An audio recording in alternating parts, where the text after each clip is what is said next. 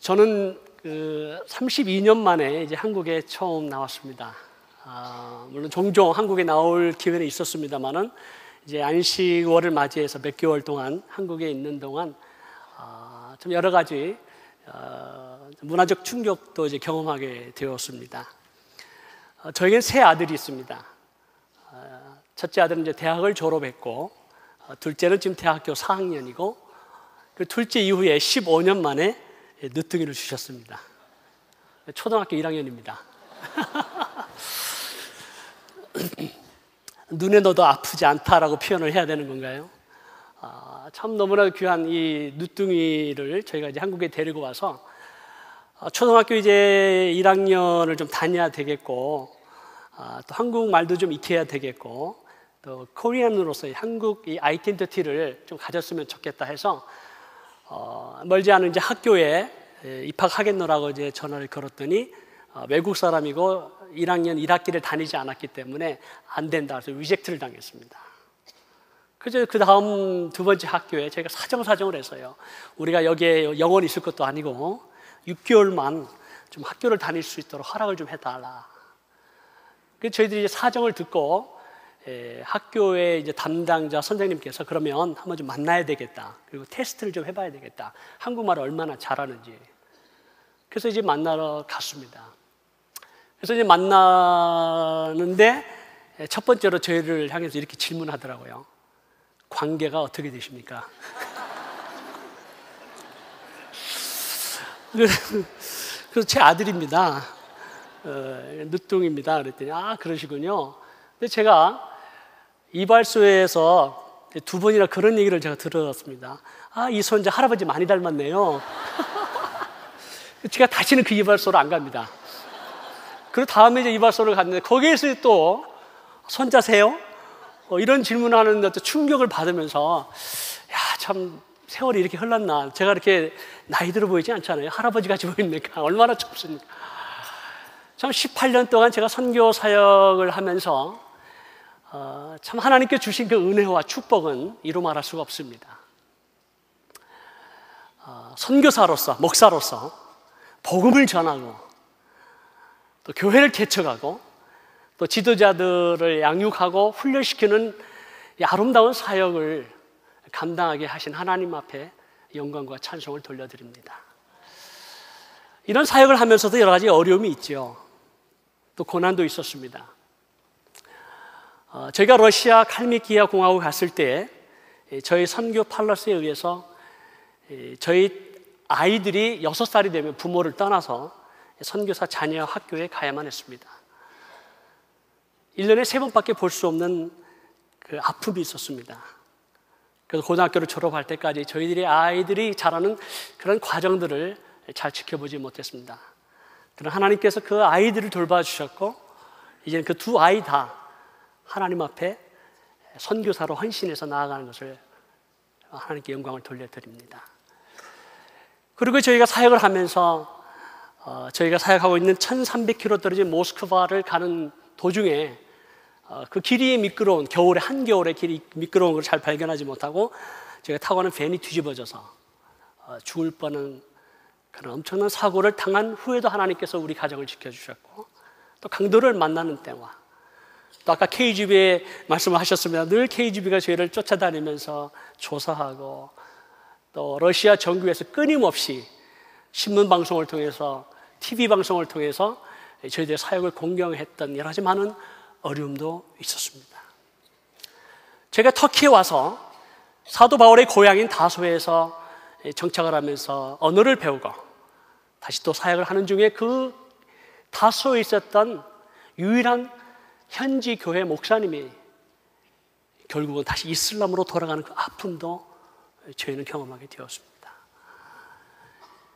그리고 이 터키 가운데 무너질 것 같지 않은 이 거대한 여리고성을 바라보면서 이제는 여호와 하나님만이 일을 감당하실 수 있다는 것, 하나님만이 하셔야 되겠다는 그런 간절한 소원 때문에 여러 동역자들이 함께 모여 기도할 때 얼마나 많은 영적 공격을 받았는지 모릅니다.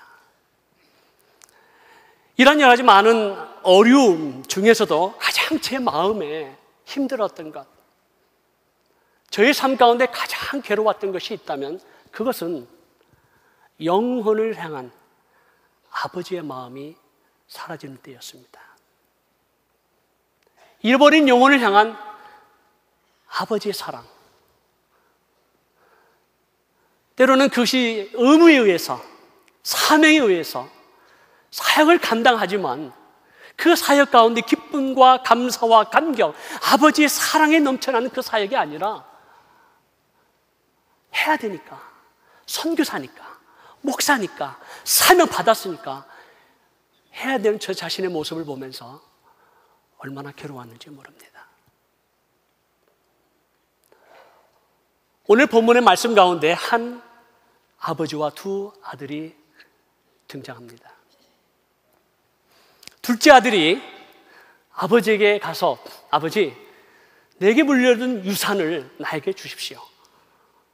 그 아버지로부터 유산을 받아서 머나먼 곳에 가서 허랑방탕하게 삶을 지내면서 죄악 가운데 살다가 다시 아버지의 품이 그리워서 아버지께로 돌아오는 그 둘째 아들의 그 돌아온 탕자의 이야기는 저희들이 너무나도 잘 아는 이야기입니다. 근데 이 탕자 얘기는 거기서 끝나지 아니하고 첫째 아들로 넘어가게 됩니다. 이 첫째 아들은 누구인가? 왜 첫째 아들이 등장했는가? 여러분, 성경에 보니까 이 첫째 아들의 삶을 조명해 볼 때에 이 첫째 아들은 성실하고 충성스러운 아들인 것을 볼 수 있습니다. 밭에 있다가 그리고 아버지를 향해서 고백하기를, 내가 여러 해 동안 아버지를 섬겼을 때에 영어 헬라 원어 번역을 보면 as slave, 내가 종처럼 아버지를 섬겨서 충성스럽게 일해왔다라고 고백하는 것을 보면 이 아들은 참 성실한 아들이에요. 자기의 주어진 직분에 충성을 다하는 아들이었음을 알 수 있습니다. 우리 첫째 아들은 순종하는 아들이었습니다. 29절에 보면 여러 해 동안, 영어 성경에 보면 many years, 수많은 세월 동안 아버지의 명령을 한 번도 거역한 적이 없습니다. 아버지의 말씀에 절대적으로 순종했던 첫째 아들. 여러분, 이런 아들 한번 두셔보셨어요? 저도 세 아들이 있습니다만 거리가 멀습니다. 얼마나 대단한 아들이에요. 더 나아가서 이 아들은 무엇이 옳고 그른지를 판단할 줄 아는, 선악을 분별할 줄 아는 분별력이 있었습니다. 세상의 죄악 가운데 살아가지 아니하고 의로운 삶을 위해서 발버둥 치면서 참된 삶을 살려고 노력했던 첫째 아들이었습니다. 그래서 둘째 아들을 향해서 아버지의 재산을 창녀와 같이 함께 먹어버린 이 아들을 향해서 잘못됐다라고 지적을 하는 겁니다. 죄라라고 지적을 하는 거예요. 그리고 자기는 그런 삶을 살지 않았기 때문에 어려운 삶이라고 주장할 수 있는. 그래서 첫째 아들의 삶을 볼 때에 성실하고 충성스럽고 순종하고 그리고 선악을 분별할 줄 아는 이 아들이란 얼마나 귀한 아들이에요. 늘 아버지와 함께 있었고 아버지의 모든 재산이 자기의 것인 줄을 잘 알고 있습니다. 이 온전한 아들 가운데 무엇이 부족한가? 무엇이 문제입니까? 둘째 아들이 아버지 곁을 떠나서 먼 곳으로 갔을 때 아버지가 날마다 동네 밖으로 가셔서 둘째 아들이 돌아오기만을 기다리는 그 아버지의 모습, 그래서 저녁 때 힘없이 돌아오는 그 아버지의 모습을 첫째 아들은 계속해서 보아왔을 것입니다. 그리고 아버지와 함께 식사를 하면서 둘째 아들을 그리워하며 흘리는 아버지의 눈물을 그는 계속해서 보았을 것입니다. 그러나 이 첫째 아들에게는 둘째 아들을 향한 아버지의 마음, 아버지의 사랑이 없습니다. 성경에 나오는 이 아버지의 마음, 그 아버지의 마음은 무엇일까? 여러분 20절에 보면 거리가 먼데 동거가 먼데 아버지가 둘째 아들을 바라볼 때 치근히 여겼다라는 단어가 나옵니다. 영어로 보면 When he saw him, 그를 볼 때에 he felt compassion for him. 아버지께서 둘째 아들을 보고 compassion의 마음을 가졌다라고 하는 이 compassion의 단어는 마태복음 9장 36절에 유대인들을 바라보시고 유리하며 방황하는 유대인들을 바라보시며 주님께서 민망히 여기셨다는 단어와 같습니다. 마치 목자 없는 양 같아서 고생하며 유리하는 그 백성을 보시면서 민망히 여기셨다라고 하는 이 compassion의 단어, 이 단어는 두 가지의 뜻이 있습니다. 첫 번째의 뜻은 그 원래 원어상으로 보면 창자가 끊어지는 듯한 아픔입니다. 창자가 끊어지는 듯한 그 아픔 속에서 나오는 절규의 사랑이 바로 compassion이라는 사랑입니다.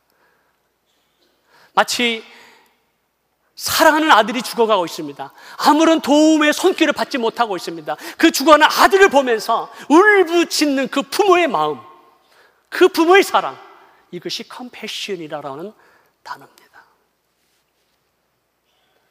2008년도에 제 아내가 식도암에 걸리게 돼서 수술을 받게 되었습니다. 식도암 3기여서 식도의 80%와 위에 산문지를 잘라내는 대수술을 받았습니다.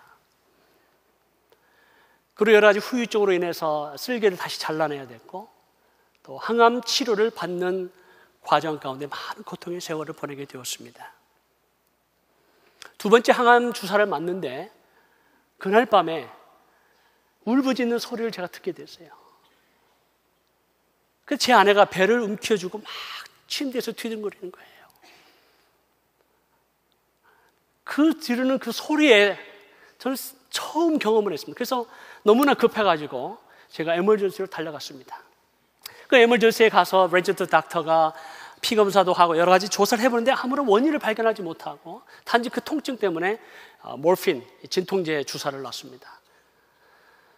아무런 원인을 발견하지 못했기 때문에 새벽이 되니까 아침이 되니까 나가라고 그러더라고요. 자기들은 어떻게 할 길이 없으니까.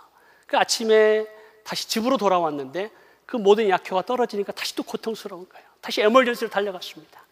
계속해서 밤새도록 진통제만 받았어요. 원인을 발견하지 못했습니다. 새벽에 마침 제 아내를 수술했던 의사가 지나가는 길에 왜 여기 와 있는가? 그래서 이러지 저렇게 해서 와게 됐다. 그때 갑자기 간호원들이 달려오고 수술실로 달려갔어요.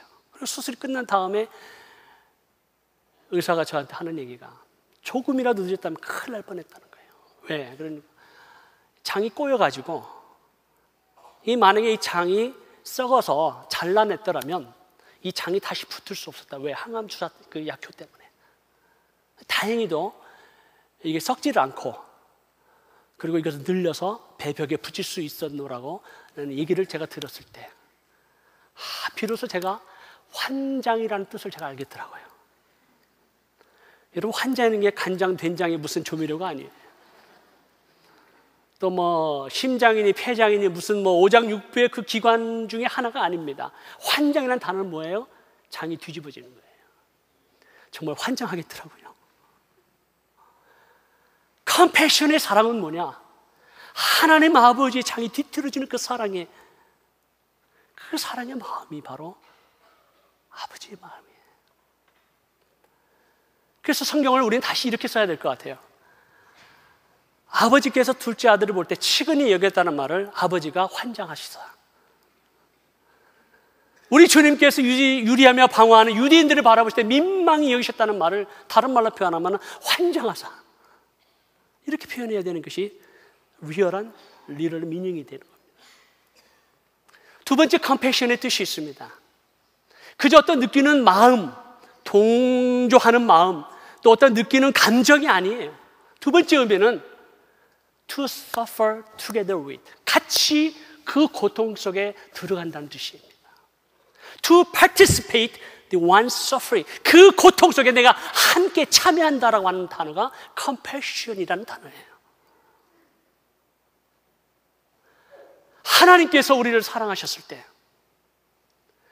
죄 가운데, 어둠 가운데, 사망 가운데 있었던 저와 여러분들을 향해서 하나님께서 사랑하신 그 사랑은 그 고통 속에 자신을 던진 사랑이었습니다.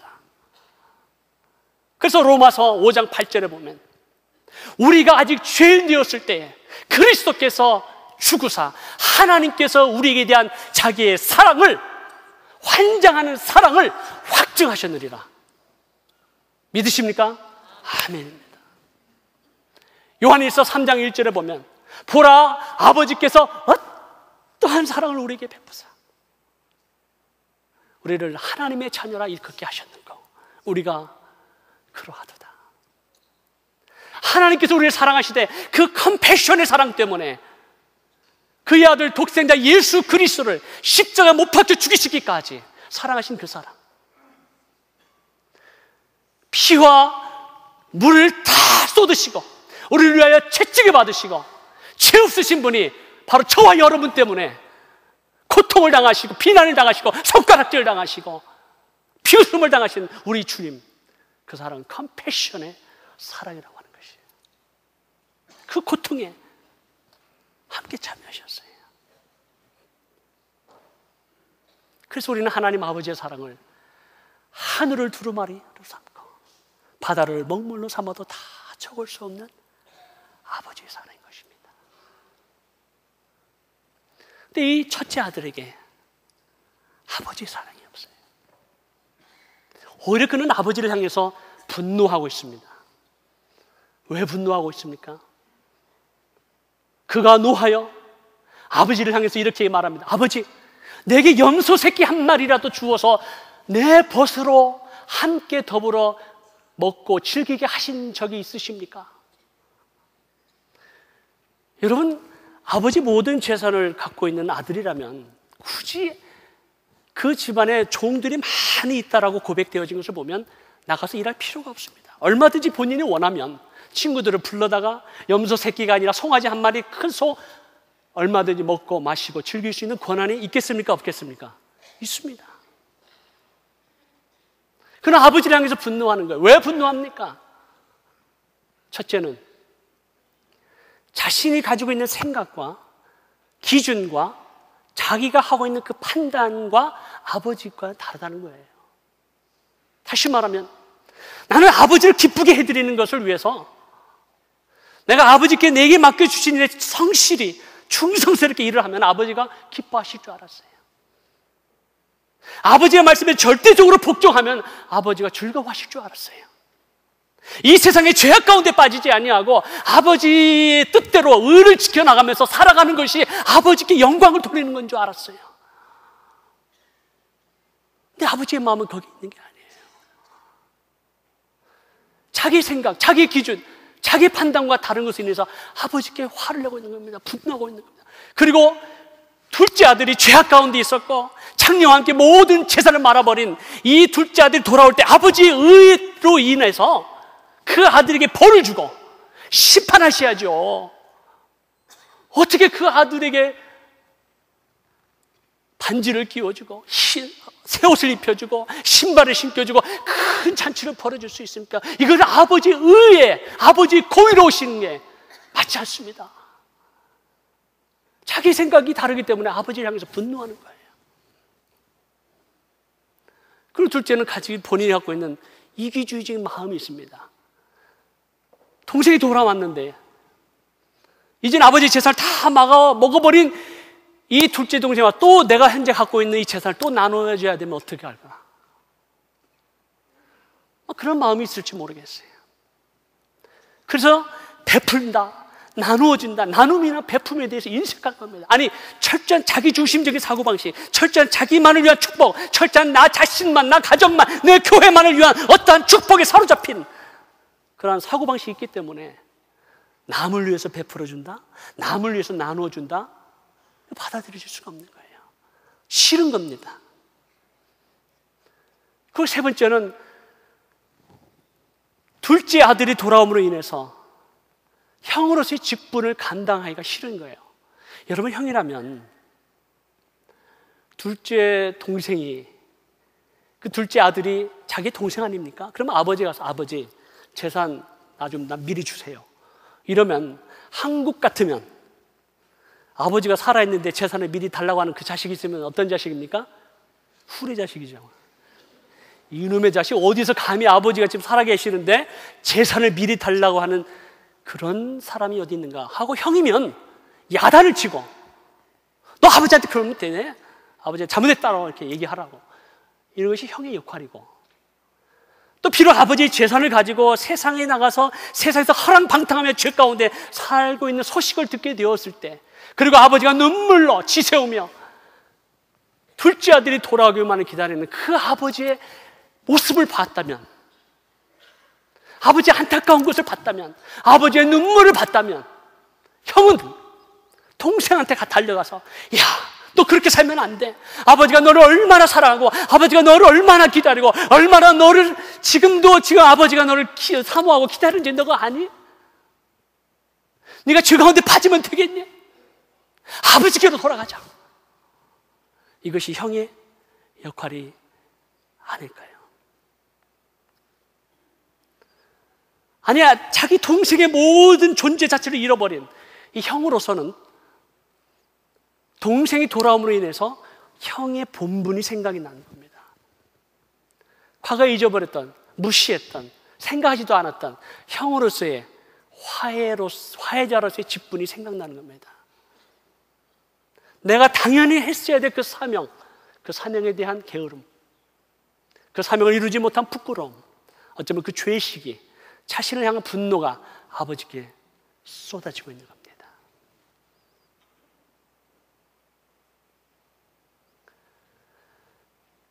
누가 탕자입니까? 아버지의 품을 떠나 세상으로 나아가 죄를 범하고 아버지의 품이 그리워서 돌아온 그 둘째 아들은 돌아온 탕자입니다. 그러나 첫째 아들은 아버지의 모든 것을 소유했고 아버지와 함께 있었고 성실하고 충성스럽고 순종하고 선악을 분별할 줄 아는 이 아들은 아버지의 마음이 없었기 때문에 어쩌면 아버지의 마음에서 떠난 탕자일 수도 있다라고 하는 것입니다. 사랑하는 성도 여러분, 우리가 예수 그리스도를 믿음으로 말미암아 하나님의 자녀가 되는 놀라운 축복을 주셨습니다. 할렐루야. 그리고 예수 그리스도 믿음으로 말미암아 우리가 하나님의 말씀을 묵상하고 배우고 훈련을 받으면서 그리스도의 제자로서 그리스도의 몸된 교회를 세우기 위해서 성도들을 온전케 하기 위해서 여러 가지 많은 사역에 동참하는 놀라운 은혜와 축복을 주신 것을 감사합니다. 그리고 이제는 지역 교회를 넘어서 우리 이웃과 우리 한국과 온 열방과 모든 민족을 향해서 우리의 두 손과 우리의 두 발을 벌릴 수 있는 놀라운 사역을 허락해 주신 하나님을 찬양합니다. 이번 2주 동안 우리의 사역 엑스포를 통해서 1146명의 새로운 일꾼들이 세워졌다고 하는 것은 놀라운 일입니다. 하나님의 은혜입니다. 하나님의 축복입니다.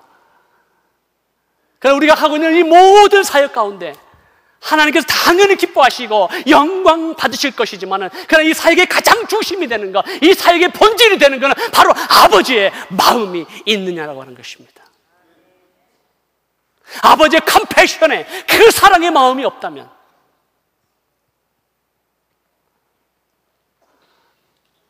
우리가 하는 모든 사역은 아버지의 마음과 전혀 다를 수가 있다고 하는 겁니다. 첫째 아들은 왜 그렇게도 아버지의 마음을 소유하지 못했는가? 그것은 자신의 의 때문에 그렇습니다. 자신의 생각, 자신의 기준, 자신의 판단, 자신의 가치관, 그리고 나는 이렇게 사는 것이 하나님을 영화롭게 하는 것이다라고 생각했던 그 자신의 의 때문에 그 속에 하나님의 아버지의 마음이 들어갈 수가 없는 거예요. 여러분, 욥은 누구입니까? 아브라함 동시대에 살았던 욥은 당대의 의인이라고 얘기하고 있습니다. 하나님께서 사단을 향해서도 내 종 욥을 보았느냐 자랑하셨습니다. 그러나 하나님께서 허락하신 그 사단의 전략에 의해서 욥의 모든 자녀들이 죽임을 당했습니다. 모든 재산을 빼앗겼습니다. 그리고 그 자신도 육체적인 고통 가운데 신음하며 울부짖으며 내 생명을 끌어가주었으면 좋겠다라고 하나님 앞에 울부짖는 그 욥의 삶 가운데 새 친구가 등장합니다. 그리고 친구의 등장해서 무엇이라고 얘기합니까? 네가 고난받는 거, 네가 어려움 당하는 거, 네가 환난 가운데 있는 거, 너 죄 때문이다라고 고백하기 시작합니다. 네가 고난당하는 무슨 이유가 있다라고 얘기합니다.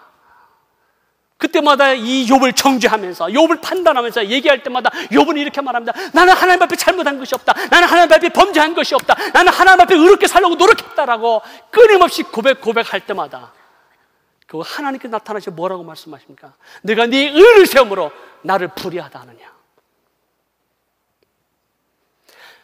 오직 여호와 하나님만이 의로우신 하나님인 것을 믿습니다. 우리는 의로운 게 하나도 없는 거예요.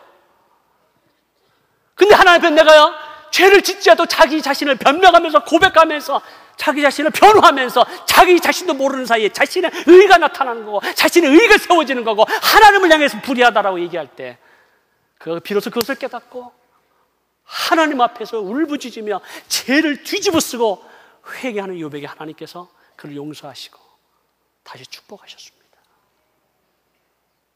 사랑하는 성도 여러분, 우리의 신앙생활에서 끊임없는 싸움이 있다고 한다면 하나님의 의를 세우는 것이냐 아니면 나의 의를 세우는 것이냐.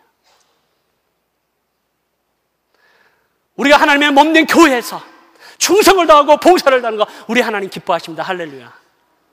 여러분 더욱 열심히 봉사하고 충성하고 그리고 이웃을 향해서 열방과 세계를 향해서 나아가는 모든 하나님 그 사역들을 하나님께서 기뻐하시고 축복하실 겁니다.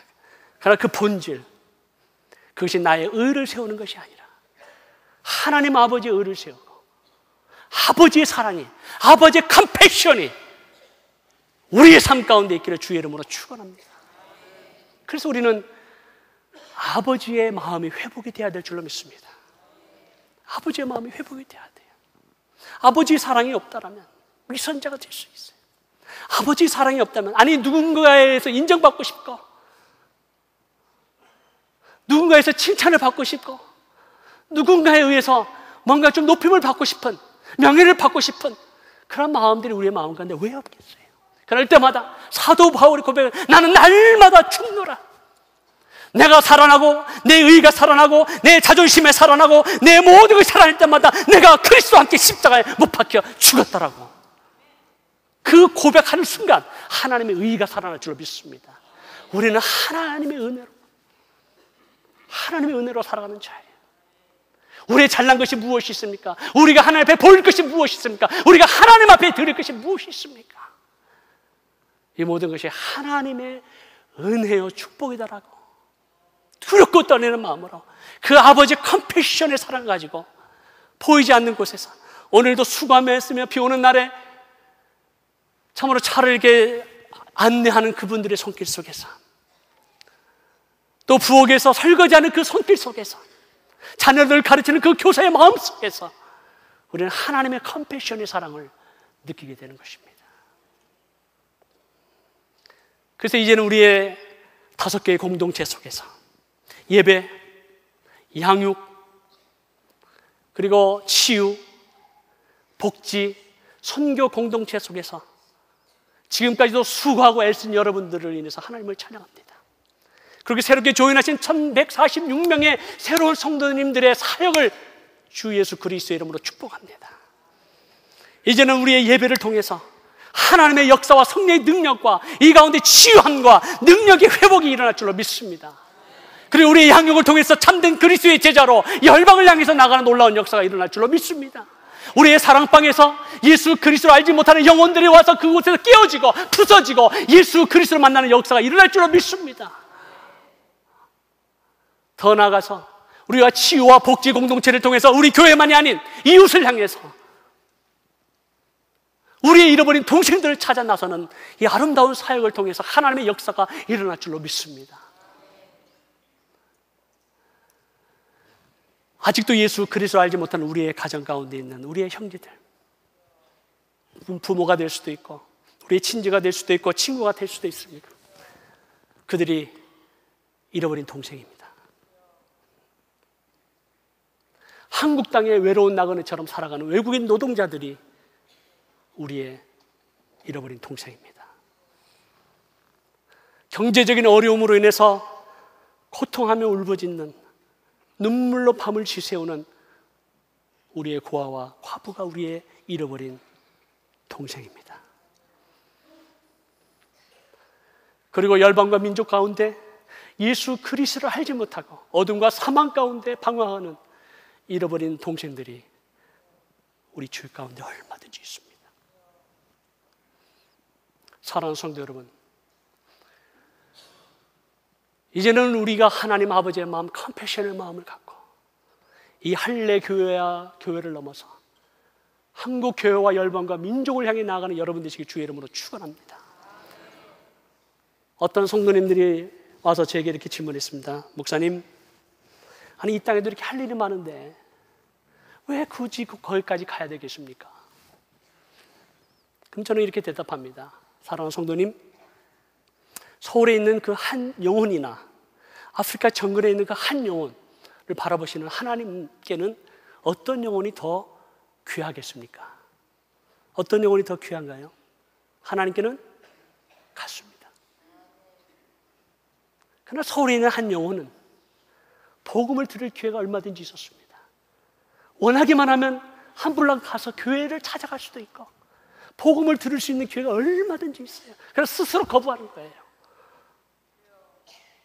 그러나 아프리카 정글에 있는 잃어버린 한 영혼은 복음조차도 들어보지 못했다고 하는 것이 우리의 아픔이요, 아버지의 아픔이요, 아버지의 눈길이, 아버지의 사랑이 그곳을 향해 가 있는 겁니다. 주님께서 부활하신 이후에 사랑하는 제자들에게, 그리고 저와 여러분들에게 하늘과 땅의 권세를 회복하신 우리 주님께서, 그러므로 너희는 가서 모든 족속으로 제자를 삼으라고 말씀하셨습니다. 제자 훈련의 가장 중요한 스피릿이 있다면 그것은 모든 족속을 향해서 나아가는 것입니다.